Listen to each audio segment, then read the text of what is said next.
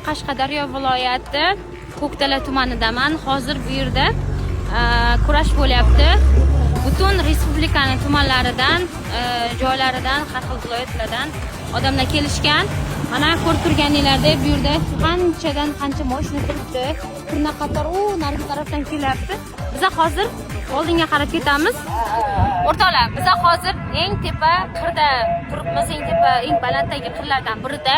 Mana ortimda kurash maydoni ko'rinyapti. Do'stlar qaranglar, naryoqdan mana mashinalar shunday changitib kelyapti. Bizga kelganiga 3 soat bo'ldi. Hali ham mashina to'xtagani yo'q. Nechta mashina bor deb o'ylaysizlar mana shu joyda? Qaranglar, yana ketdi. Mana bu yerda qaranglar. Nechta odam bor ekan, tomosha qiluvchilar. Mashinani o'zi dahshat ko'p. Hammasi oq mashina. Avtopromni masjidga olib kelib qo'yishganga o'xshaydi.